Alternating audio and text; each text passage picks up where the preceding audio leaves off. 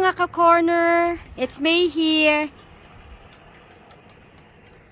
Meron po tayong vlog for today. At iba naman po ang vlog natin for today. Pero bago yan, tingnan nyo po ang weather namin ngayon. Napakaganda ho. Napakaganda talaga. It's very, napaka-relaxing. Andito lang kami ni Bella sa deck. So, ito si Bella, oh. Hi! Hilangga ko. So, nandito kami, upo kami ni Bella dito. Ang bagong vlog natin for today is may nagtanong. Ate May, paano mo ba malalaman na hindi ka na mahal ng isang tao? And ang nag-send sa akin ng tanong na yan is babae. Paano ba malalaman kung hindi ka na mahal ng isang lalaki? So, guys, makikita nyo today is puro sa backyard to kasi maganda sa amin dito today. And plus yung mga puno ayan na, nakikita nyo na. May mga dahon-dahon na. Hindi na siya ugly looking. Yan na yan. So anyhow, paano mo lalaman kung hindi ka na mahal ng isang lalaki? So, ang masasabi ko lang, ang number one na palatandaan na hindi ka na mahal ng isang lalaki is kapag nawala na ang respeto sa'yo.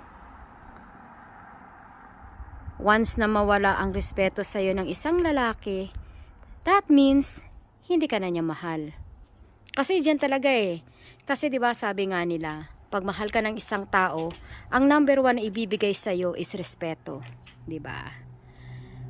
So yun. Yun lang pagkakaalam ko ha. And again, opinion ko lang to ha.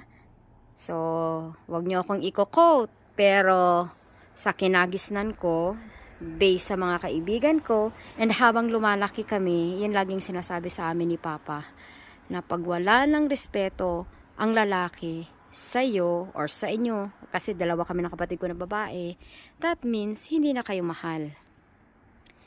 And then, pag nawala ng respeto sa inyo ng isang lalaki, nandyan na ang pagsisinungaling. Number one yan. Ang pagsisinungaling.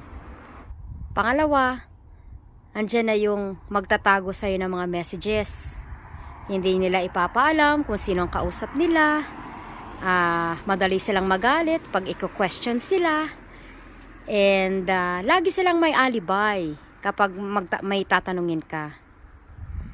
And then, the third one is, ayan na, dyan na mag-start ang cheating. And for me as a woman, I don't really tolerate cheating. Because that means once a person cheats on you, that means that the person doesn't care or doesn't love you. Diba?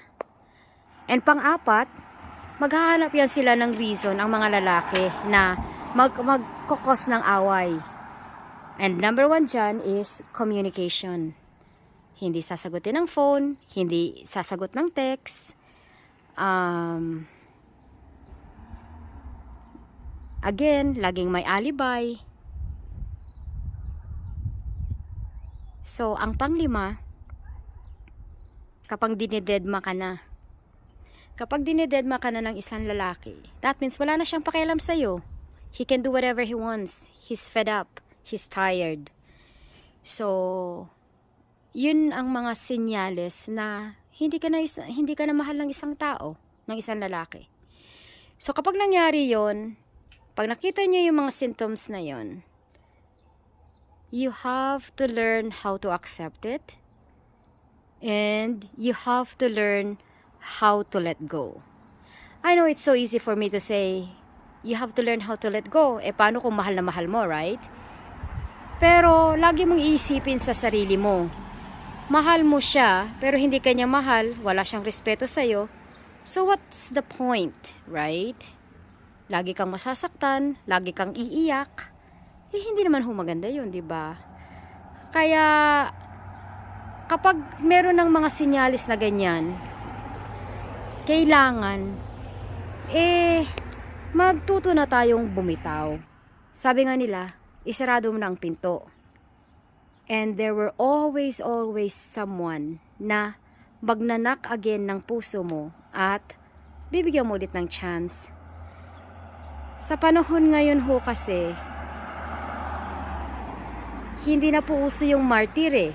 Kasi the more you become martyr, the more people will just disrespect you. Yung mga lalaki, i-disrespect ka nila. So, yun. And sabi nga nila, love yourself first. And once you love yourself, then it will be easier for you to open your door again and fall in love. Yun. Iba ho to yung topic today. Hindi ho about Canada na naman. Anyhow. So, andito lang kami ni Bella sa deck today. And maganda po ang araw. Off po ako ng 4 nights. Kaya, andito lang kami. Tsaka tahimik ho dito.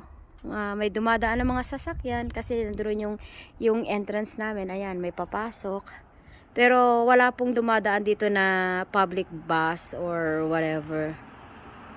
So, tsaka maganda na po yung mga puno namin, oh. May mga may mga dahon na.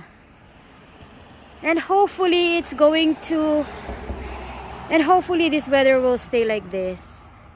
Anyhow, dito lang po kami ni Bella today. Hindi po lumabas na kami kanina, naglakad kami. Layo nilakad namin kanina. So anyhow, have a blessed day everyone. Oh, ayun na naman yung maingay na sasakyan na dumadaan dito kahit na midnight, napakaingay. Anyhow, have a blessed day everyone. And may the good Lord bless us all. Thank you guys again for watching. And see you guys on my next video. Bye for now.